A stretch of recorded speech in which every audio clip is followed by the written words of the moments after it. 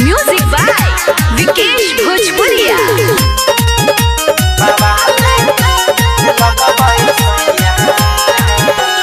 Powder Crimea लगाई ले लो, अखिया में काजर सजाई ले लो। पाउडर क्रीमिया लगाई ले लो, अखिया में काजर सजाई ले लो। ऐसे चमकी ना रूप के ललहिया, हव सोहट लही पिया कहिया से बाबा ले लगबे सोइया। हव सोहट लही पिया कहिया से बाबा ले लगबे सोइया। बाबा ले लगबे सोइया सोइया।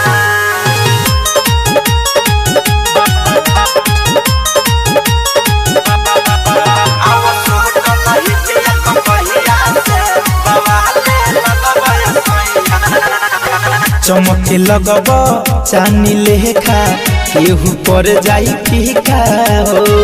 आव हेने सट पजरिया, कदी काला एगो टीका हो। चमके लगब चानी लेखा, केहू पर जाई फीका हो। आव हेने सट पजरिया, कदी काला एगो टीका हो। गाँवे गहली में हुई बरहिया, आव सोहट लही पिया कहिया से बाबा ले लगबे सोइया। आव सोहट लही पिया कहिया से बाबा ले लगबे सोइया।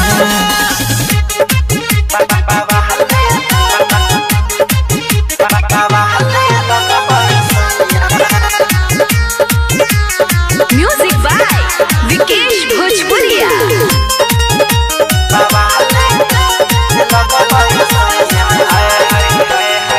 असही हरदम धनंजय पिया, रही सुना झार के। मिठू मिसाइल के जैसे तोहरो रूपवा रखम सवार के। असही हरदम धनंजय पिया, रही सुना झार के। मिठू मिसाइल के जैसे तोहरो रूपवा रखम सवार के। जाई देखिला जाई पर छहिया, आव सोहट लही पिया कहिया से बाबा ले लगबे सोइया। आव सोहट लही पिया कहिया से बाबा ले लगबे सोइया।